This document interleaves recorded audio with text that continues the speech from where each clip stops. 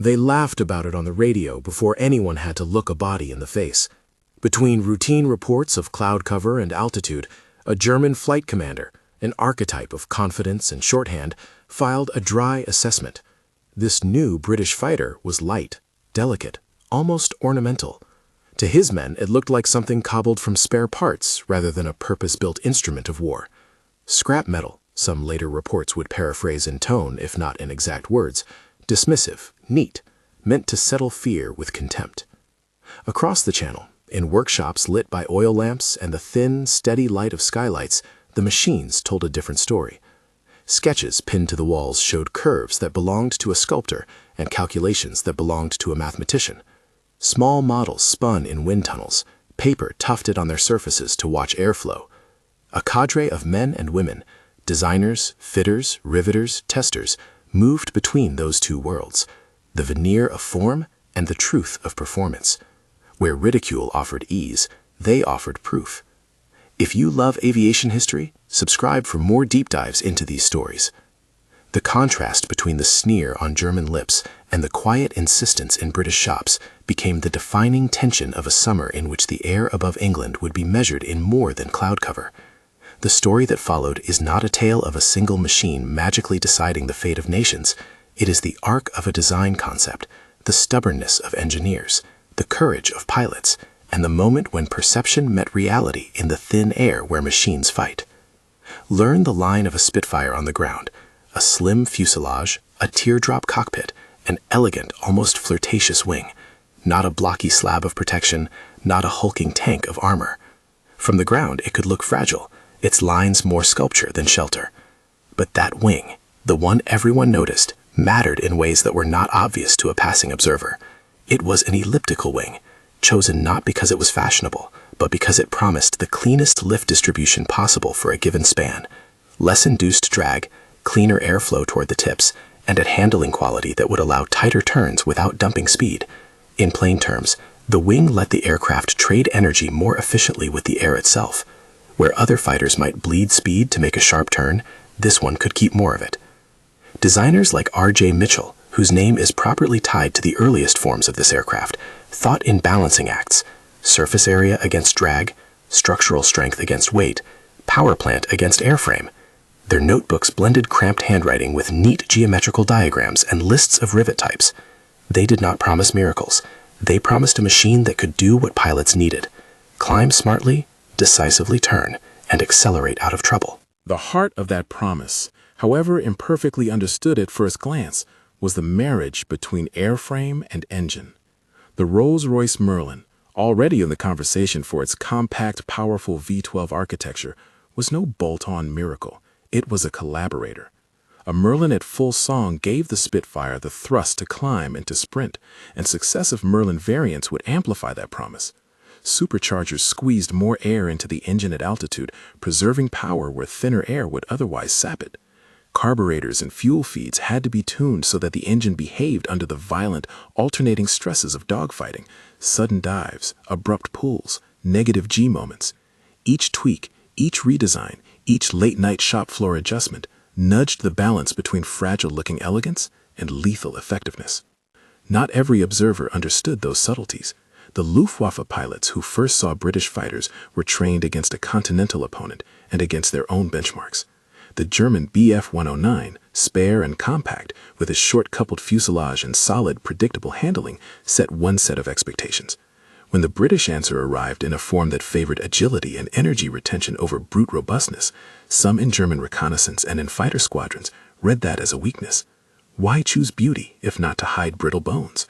Why trust slender wings when steel and canvas offered a different kind of reassurance? Perception, of course, is a function of context. For the Luftwaffe, operating over a large theater where quick, hard strikes and rapid returns to base mattered, the expectations about aircraft ruggedness, ammunition supply, and engine reliability were forged by a different set of priorities. Against that backdrop, the Spitfire's first images, its graceful lines, comparatively light structure, looked like eccentric choices. That made it easier to dismiss. It is easier to mock than to recalibrate doctrine. To understand how that mockery collided with reality, you need to look at the choreography of design and testing that preceded the first combat exchange. Imagine a workshop floor in the late 1930s. A man with his sleeves rolled to the elbow, his hands knotted with the work of fastening aluminum to ribs, pauses as if to listen. From the nearby hangar comes the distant, throbbing heartbeat of an engine on a taxi run. A test pilot leans against a bench, flipping through a logbook. A wind tunnel technician peers at a model with threads glued along the wing to watch vortices bloom. Each act in that choreography is a test of assumptions. Wind tunnels were where theory met the stubbornness of air. The models were tiny, yes, but the patterns of flow were not scaled down in human intuition. Turbulent eddies, separation points, and the gentleness of lift onset were all observed at that reduced scale, and then adjusted mathematically for full-size behavior. The elliptical wing was not an aesthetic whim. It was an answer to a measured problem. Distribute lift so that tips stall later and induced drag is minimized. When a wing stalls first at the root rather than the tip, the ailerons remain effective longer and the aircraft keeps some control authority, vital in close turning engagements. These were the kinds of considerations that lived in engineering notebooks and in the long silence between engine starts. The Merlin engine was a conversation partner, not a dictator. Early Merlins were compact, liquid-cooled V12s with a temperament that could be coaxed into performance through careful attention to supercharging and fuel delivery. The role of the supercharger cannot be overstated for fighters intended to operate at altitude. As air thins, an engine starves for oxygen. A supercharger forces more air into the combustion chambers, essentially pretending to the engine that the high-altitude air is still dense. Early variants of the Merlin and their superchargers raised the curtain on performance that would matter during climbs and in dogfights fought above the murk of lower altitudes. But engines have personalities, and so do production lines. Early production runs of the new fighter were limited by industrial capacity, by shortages of certain alloys, and by the learning curve inherent in serial production. There were stories, accurate more in tone than in precise detail, of small flurries of structural adjustments, of reinforcing plates added here, rivet patterns altered there. None of these changes was a betrayal of the original plan. Rather, they were the way the plan learned to breathe in the real world. On the other side of that learning curve was the pilot, who turned paper theory into an aerial ballet. Test pilots were paid in risk and reputation. They strapped in, sometimes literally testing the limits of the engine, sometimes testing the ligament between the pilot and the machine. The first flight of a prototype was a conversation where the pilot discovered how the controls felt at various speeds, how the ailerons and elevator responded, whether stalling behavior was benign or treacherous. Test pilots filed reports that read like a hybrid of poetry and engineering. Crisp roll response, gentle stall, good acceleration through 250 to 300 miles per hour, and sometimes terser notes of caution. Ground crews played their own role in that conversation. The ritual was almost liturgical. Fuel checks, magneto inspections, careful inspection of the fabric behind the cowling for oil streaks. A crew chief could tell by the pattern of soot and the sound of the engine whether a problem was a loose valve, a mistimed magneto, or something more insidious. Mechanics developed a nervous intimacy with the Merlin, learning which tappet clearances made for a more willing engine and which overheating patterns preceded failure. These details mattered in combat. If a fighter arrived at altitude with a fateful engine and a wing that behaved predictably at the edge of its envelope, a pilot could make the split-second choices that turned an otherwise perilous maneuver into a moment of survival. The skepticism from German ranks had a practical logic. A lighter aircraft might be more vulnerable to flak damage or to violent overstress in the wrong hands. Initial production numbers were small. The British had other priorities, including the Hurricane, which was more numerous and often bore the brunt of initial engagements with German bombers. The command view in Germany considered many variables: range, armament, pilot training, and doctrine. Against that array, underestimating a single new fighter made tactical sense for those who needed to generalize. Except that this aircraft was not a single point on a map. It was an idea enacted by crews and pilots who, together, could reshape the tactical calculus. The early dogfights that would force a revision of opinion did not arrive as a single neat show trial. They arrived as a series of encounters, small and large, where human choices and mechanical temperament interlocked. Consider a patrol over the Channel. A formation of Hurricanes and Spitfires climbs to intercept incoming German raids. Radar and the new brittle chain of observation posts on the coast had flagged an inbound formation, and fighter command scrambled units to meet it. Radar gave direction. Sector controllers vectored fighters into sight of the enemy. This network was an invisible scaffolding, the chain of human and mechanical sensors that made tactical response possible. Yet when two machines finally saw each other across the empty blue, the conversation came down to aircraft performance and pilot wit. In those first encounters, the Spitfire's handling profile, its ability to turn tightly without dumping speed and to recover quickly from energy transfers, began to reveal itself. Against a Bf-109, which had been optimized for climb and dive performance in a certain envelope, the Spitfire could hold inside a turning circle and keep a shorter radius without losing the speed needed to escape if the situation soured.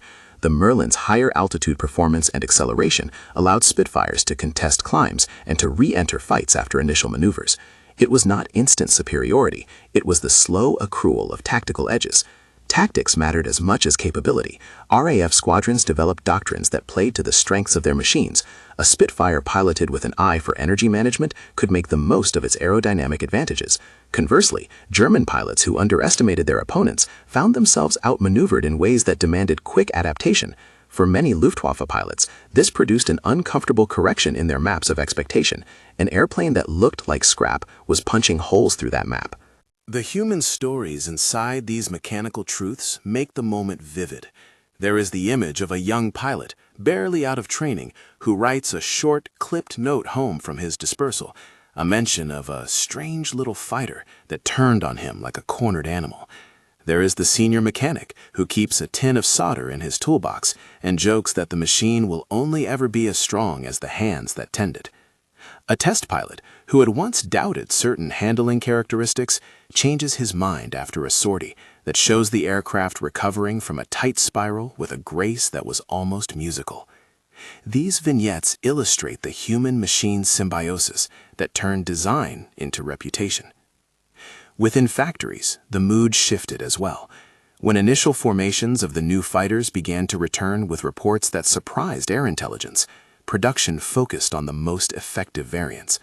Merlin upgrades were prioritized, supercharger tweaks were folded into production variants, cooling systems adjusted to keep power delivery consistent under combat stresses. Each small improvement, from gear ratios to rivet placement, had a ripple effect when multiplied across squadrons in sustained combat. There were still limits.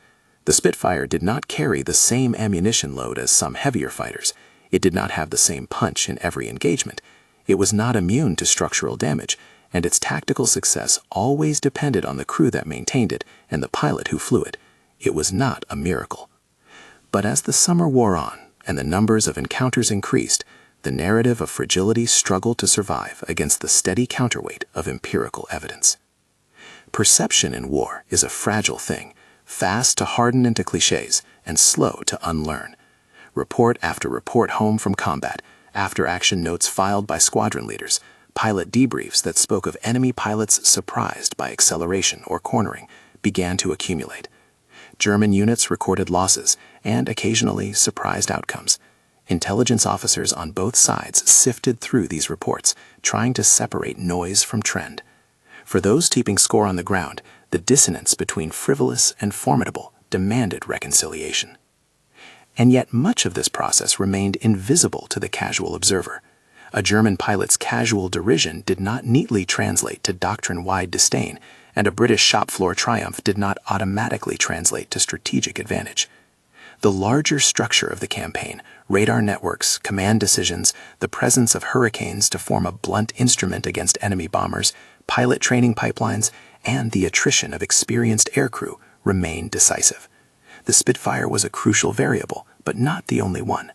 So the scene tightened into a new sort of suspense. The Luftwaffe's initial mockery had been a way to manage fear and expectation. The British had answered with the slow, stubborn arithmetic of testing and iteration. The first time these two answers met above the English coastline, the result was not confession, but surprise. German pilots who expected easy targets found instead aircraft that slipped inside their turning radius, and pilots who faced these fighters often discovered that their prior calculus, built on the performance of earlier opponents, needed revision. Close in on one small engagement that illustrates the shift without claiming it settled the war. A German escort, briefed to shepherd heavy bombers past British defenses, took position at altitude over the channel. Radar had not been infallible, no system is, and the intercepting RAF formation arrived in pieces. A pair of Spitfires climbed out of a bank of cloud, their silver fuselages flashing sun. From the German perspective, they were small, not heavily armored, and therefore not worth the full attention of the escort. One pilot turned in, expecting the easy mathematics of an underdog. Instead, he met a disciplined, energy-aware opponent who used the Spitfire's tighter turning and a sudden climb powered by a responsive Merlin to break the intercept pattern. The German pilot found himself out of position, forced to disengage to avoid a collision, and later flagged the encounter in a terse note. The British fighters were not as he had thought. That single encounter did not rewrite the Luftwaffe's doctrine overnight, but it fed into a growing inventory of anomalies, reports that suggested the new fighter could survive where theory said it would not. Confidence, once shaken, demands evidence to restore it. The Spitfire, in those early confrontations, began to offer that evidence. Back in the hangar, technicians cataloged such reports. A mechanic who had been skeptical of some of the weldings across the spars now found himself documenting reinforcements that allowed a plane to land with damaged wingtips and still be repairable. Designers rewrote maintenance schedules to address patterns of wear revealed by combat sorties. Supercharger maps were updated, and engineers argued over fuel mixtures late into the night, caffeine and cigarette smoke providing a poor substitute for answers. Every small correction made the machine more consistent in combat, less likely to be the elegant oddity that earned a mocking epithet. The psychological dimension of this shift is subtle but decisive. If an enemy's contempt offers ease, proof is the thing that forces a change in heart. The Luftwaffe, confronted with repeated encounters that challenged their assumptions, shifted from outright derision to wary respect. That transformation was not a single publicized declaration, it was the gradual tone change in intelligence summaries, the caution in tactical directives, the different way escort commanders briefed their men. Yet even as the Spitfire's performance gained validation, the larger strategic picture remained complex. Radar networks were still new and fallible. Fighter command's controllers were still learning to vector squadrons effectively. Hurricanes still accounted for many successful interceptions against bombers, and the Luftwaffe was not a monolith of stupidity, but a force with its own learning curve. The Spitfire's value was real, but it did not exist in isolation. It existed inside a web of systems and people. The summer of 1940, then, became a crucible for perception. That crucible was hot not only with engines and fuel, but with debate. Which aircraft should be mass-produced? Which tweaks mattered most? Which tactics best exploited the strengths on offer? The debates were not sterile. They shaped missions, and missions shaped outcomes. We leave this scene at a hinge. Pilots have reported surprises. Mechanics have learned new repair techniques. Designers have cued changes for the production line. The mockery, once a convenient dismissal, has moved toward grudging acknowledgement in private reports. But the air war is intensifying, and the true measure of a fighter is written in encounters yet to come. Combinations of weather, radar cues, pilot experience, and the small mechanical truths that make some aircraft more forgiving in the hands of a mortal. The next phase of the story opens with that rising drum. More sorties, keener tactical tests, and the raw proving ground where machines and men meet under the pressure of battle. The drumbeat of sorties quickened. Cloud banks that had once been mere patches on a navigation chart now became theater curtains, and the stretch of blue above the channel turned into a mosaic of contrails and transient shapes. Fleets of fighters rose before dawn and sailed into the sun, each mission a short, concentrated life where skill, mettle, and chance met and separated within minutes. The Spitfire, still numerically limited compared with other types, appeared in those skirmishes like an idea put to the test, sometimes vindicated, sometimes broken, always revealing more about the people who built and flew it than about any simple measure of toughness. One morning, a flight of Spitfires climbed into a sky that smelled of warm coal and sea spray. A young flight lieutenant, call him Mark, because his logbook entries read like the same small, careful script that marked so many pilots' lives, caught the sunlight on his cowling and felt an odd steadiness. Mark had learned in training that aircraft were not instruments that invariably obeyed your will. They were partners that responded to the quality of attention paid to them.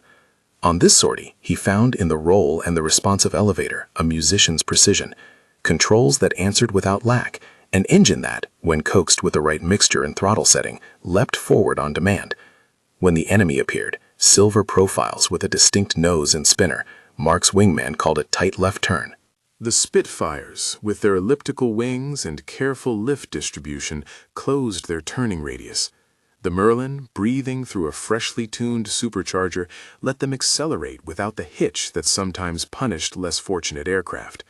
For one short, explosive minute, geometry and judgment occupied the same space. Mark traded speed for angle, held his nose inside the enemy's turn, and then, with a shove from the throttle, slipped out the other side. He did not claim glory. His logbook noted only the time, the cloud base, and a terse, one probable. Later that week, a mechanic named Tom would say that a plane that could be trusted in the hands of a young pilot like Mark was worth more than any number printed in a factory ledger. These small victories accumulated and forced a grim accounting.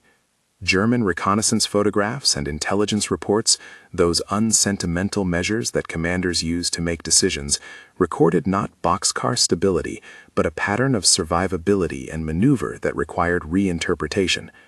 Some Luftwaffe pilots who had looked at the British fighters from the detached perspective of the continent now found themselves in the cramped crucible of dogfight, surprised by acceleration out of tight turns and by the uncanny tendency of some Spitfires to seem to hold energy where others would lose it. Professional pride resisted immediate confession. Operational directives evolved in quieter ways. Escorts were briefed to treat British fighters with less contempt and to focus more on mutual support for convoys of bombers. The mocking phrase, useful as a psychological salve, shrunk in currency as commanders saw pages of reports that complicated the old story. Tactically, the RAF had a flexible recipe: deploy Spitfires where their strengths could be exploited, and Hurricanes where their sturdiness and stable gun platform could meet enemy bombers. This was the real arithmetic of war: match the tool to the task. Hurricanes, with their more straightforward design and heavier armament loads, often engaged the bombers directly. Spitfires, lighter and agile, were frequently dispatched to intercept escorts or to exploit opportunities to disrupt formations. The intelligence officers in fighter command who understood these differences did not see a contradiction in assigning fewer Spitfires. They saw a way to use each aircraft where it could do the most good, a process as much guided by human judgment as by drawings in a design office. Behind each sortie was a workshop of motion. The factory lines that produced the Spitfire were a tangle of jigs, benches, and human routines. Women riveters bent over skin panels, their hands steady from long repetition, their faces streaked with oil. Fitters measured spars and ribs and exchanged shorthand comments about the fit of a bulkhead or the way a fairing panel slid into place. Engineers argued about tolerances like men debating terms in a drawn-out negotiation. The language was precise and often wry. When an issue arose, a stubborn vibration at certain speeds, an oil pressure anomaly at high power, teams assembled in the test cells and on the flight line.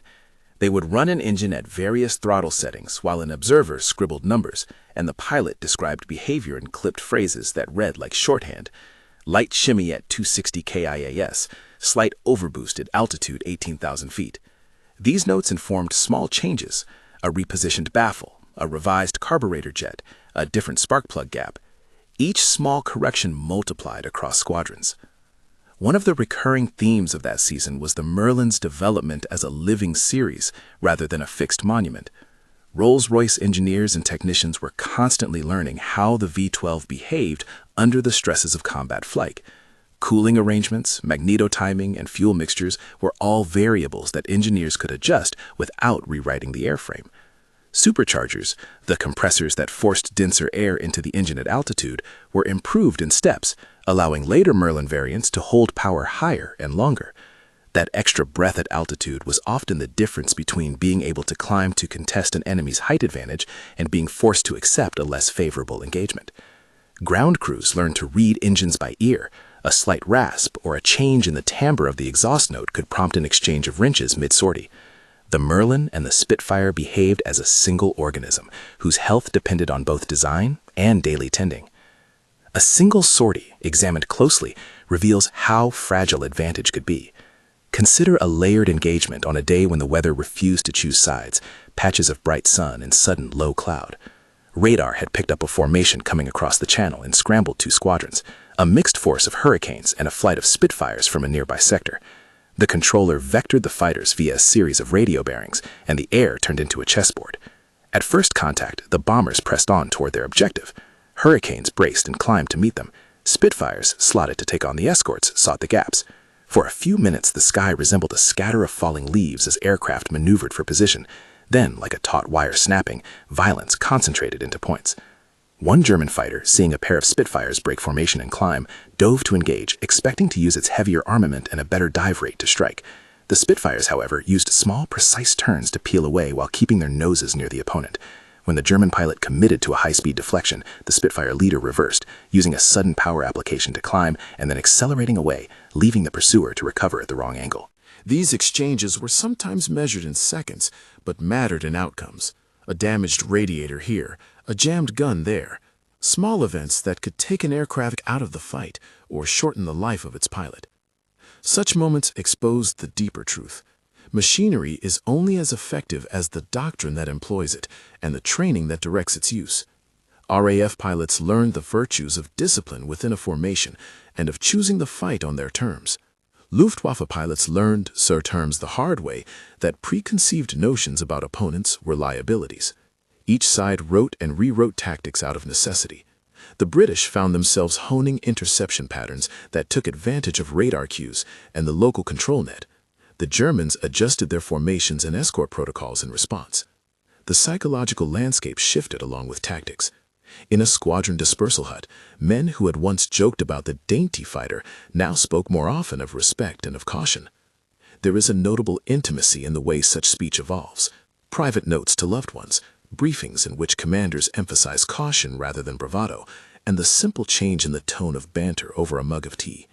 These small cultural changes, in turn, affected mission planning. If leaders began to parse the enemy more carefully, they planned differently. If pilots felt less sure of the easy kill, they trained harder. That chain reaction, pride to caution to adaptation, was as decisive as any modification made in a factory. The Luftwaffe's pull learning curve is a lesson in institutional inertia and adaptation. Premature conclusions die hard in wartime. A force that had enjoyed success in certain theaters tended to apply the same logic elsewhere until confronted with contradictory data. German planners faced a hard choice: revise doctrine and tactics quickly, or accept the occasional loss as an outlier. Many chose a middle path: small tactical adjustments, cautious operational tweaks, but no dramatic shift that might admit an earlier miscalculation. Over time, though, reports of unexpected resilience and maneuverability in British fighters accumulated enough to ripple through intelligence circles and operational orders. The mocking dismissals that had once been convenient morale gestures were quietly tired. As the campaign unfolded, more concrete evidence of changing perceptions emerged.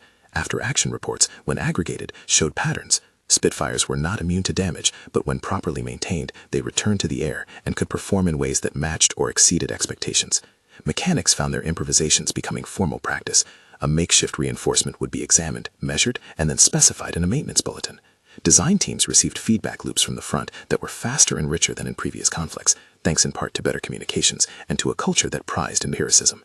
Small innovations on the flight line, different cowling fasteners, revised filter placements, slight changes in rigging, passed quickly into production. Incrementalism, not miracle, continued to be the engine of improvement.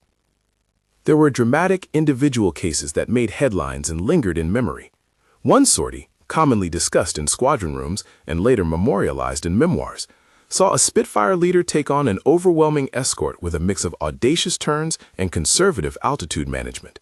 He emerged with machine gun hits through a wing, but returned to base by skillfully feathering the throttle and trusting the integrity of the structure. Mechanics worked through the night, patching and riveting, and into the next dawn the same aircraft climbed again on another sortie. That cycle, damage, repair, return, was emblematic of a broader resilience grounded less in fantasy than in human diligence. Men and women who could mend a stressed spar or retorque a cylinder head under pressure. The Spitfire's role in the Battle of Britain must be narrated with that mix of admiration and sobriety. It was one of several crucial variables: radar for early warning, the doubting system's control of resources, the Hurricane's persistent engagement with bombers, pilot training and rotation practices, and the resilience of civil and military infrastructure on the ground. The Spitfire added a tactical edge in certain encounter types, particularly in the hands of pilots who understood its energy management capabilities. It did not, by itself, decide the campaign, but it altered the texture of engagements. Where mocks once smoothed managers' nerves, the evidence of performance forced both sides to reassess. There is a human cost that must anchor any discussion of effectiveness. Each engagement meant damage, wounds, and sometimes death. The Spitfire's successes were bought at a price. Aircrew lost in combat, civilians under bombing, ground crews exhausted by relentless maintenance cycles. The story is therefore not a tidy arc of mockery shattered by invention. It is a complex moral ledger in which skill, courage, and collective effort are set against violence and its consequences. Recognizing the machine's achievements need not blind us to the human toll, nor to the ethical ambiguity of celebrating martial competence. As perceptions hardened into grudging respect, the Luftwaffe's tactical culture showed signs of adjustment. Escorts tightened their discipline, avoiding the overconfident dives that had left some pilots exposed. Formation shifted to cover potential blind alleys and to keep mutual fields of fire. These were defensive adaptations, and defensive doctrines, properly executed, changed the rhythm of a campaign. Yet they also admitted a strategic reality. The RAF had fighters that could contest certain envelopes of combat, and to continue to treat them as trivial and safe was to court unnecessary attrition. On the production side, the Spitfire's evolution continued. Engineers and designers did not rest on the laurels of any single variant. They iterated, folding combat feedback into new marks and subtypes. Cooling systems were refined to handle longer periods at higher power. Armament configurations were adjusted to give pilots better survivability and punch. Some changes were invisible to the casual observer. Other modifications altered silhouette, cockpit ergonomics, or maintainability. The iterative process, trial, report, revise, had become institutionalized in a way that allowed the Spitfire to remain relevant even as enemy tactics changed. With time, public perception and morale adapted alongside the technical and tactical shifts. The image of the Spitfire began to appear in newspapers, propaganda leaflets, and film reels. Its graceful lines lent themselves to symbolic uses, an emblem of the nation's resolve. That symbolic role is a fascinating complement to its tactical function. A machine that performs competently under fire also becomes a mirror in which civilians project courage, endurance, and hope. This symbolic power, while not a battlefield metric, mattered immensely for a society under sustained bombardment. Yet symbolism can create myths that oversimplify. In aircrew pubs, in memoirs, and in the press, stories mutate. A pilot's narrow escape becomes a heroic legend. A squadron's sustained excellence is distilled into a single emblem. Historians and engineers must pry apart these layers to find the core of causality. The Spitfire's myth grew because the aircraft simultaneously embodied technical elegance and operational utility, and because its visible presence on the flight line offered a tangible counterpoint to the abstract anxieties of war. The technical legacy matters because it speaks to lessons that extended beyond 1940. The Spitfire taught designers and strategists about the virtue of harmonizing airframe and power plant, about the benefits of low-induced drag for certain mission profiles, and about the essential interplay between production practice and field feedback. Advances in supercharging, in maintenance protocols, and in control harmonization informed later fighters whose designers would wrestle with the same trade-offs: weight versus structural strength, freedom of control movement versus stability, and the eternal compromise between speed and endurance. Because the Spitfire was iteratively improved during active operations, it became a living laboratory that accelerated certain innovations in British aeronautics. There is also a cultural afterlife. The Spitfire silhouette, elliptical wing, refined fuselage, tapered tail, entered into a visual vocabulary that designers and the public alike recognized. Museums, memorials, and films preserved the machine and its story, offering subsequent generations a way to explore questions about courage, ingenuity, and cost. But care must be taken to remember that machines do not exist in moral vacuum. The Spitfire's admirers were also participants in a broader conflict. Honoring technical achievement need not obviate remembering the war's destructiveness. As the summer turned to autumn, the arc of mockery to respect was by then less of a surprise and more of an institutional lesson. Those early sneers, uttered perhaps to comfort nerves, perhaps to hold a composure in the face of danger, had collided with practical reality. The Spitfire proved that beauty need not imply weakness, that thoughtful aerodynamic choices could yield tangible combat advantages, and that constant, disciplined attention to mechanical detail could translate into lived performance. But the story did not end with a declaration of victory. It continued into maintenance sheds, into homework for engineers, and into the daily rituals of crews who kept fighting. If one were to place a marker on the narrative now, it would be in the form of a ledger entry rather than a medal. The Luftwaffe's initial contempt became an instructive footnote in the ledger of adaptation. Commanders adjusted, intelligence services revised their assessments, and pilots on both sides refined their expectations. The Spitfire's record on the battlefield was a testament to the synthesis of design intent, engine evolution, disciplined tactics, and the human labor that forged an aircraft into a reliable instrument. And there is an irony in the arc that returns us to where the story began. Words that once reduced the machine to scrap were swallowed by a fact even humbler than the rhetoric. The Spitfire, in the hands of attentive crews and well-timed doctrine, did what it was designed to do. Mockery had a comfort to it. Competence demanded work. The Spitfire did not overturn the world, but it forced a revision in the most stubborn of human habits: expectation. That revision was not spontaneous. It was earned in the grind of production lines, in the hush of wind tunnels, in the cramped cockpit of a test flight, and in the quick, merciless calculus of combat. In the years that followed, as the war shifted and technologies advanced, the Spitfire would continue to be refined and pressed into service in new theaters. Its influence outlived the particular campaigns in which it first proved itself. Engineers studied its wing shapes and power plant pairings. Pilots remembered the harmony of controls and engine, and ground crews told stories of long nights and cold hands that had kept the planes airborne. The narrative of transformation, mockery to respect, became part of the machine's mythos, but more importantly, became a case study in how humility, iteration, and human devotion can turn skepticism into capability. The last image we leave is quiet and precise. On a late afternoon airfield, a Spitfire sits with the engine ticking as it cools, the propeller still, the polished paint bruised by grit and soot. Around it, men and women bend to their tasks. A rigging check here, a fuel line inspection there. A riveter cleans her tools. A mechanic closes a logbook with a satisfying, weary smudge of oil. Upstairs, in a hut warmed by a small stove, a young pilot writes a brief note home that speaks not of myth, but of craft. Careful sentences about a machine that responded like a friend, and instructions about being careful with what you love. Nearby, a poster shows a stylized Spitfire, not as a promise of divine protection, but as a reminder of industry, of attention, and of human will.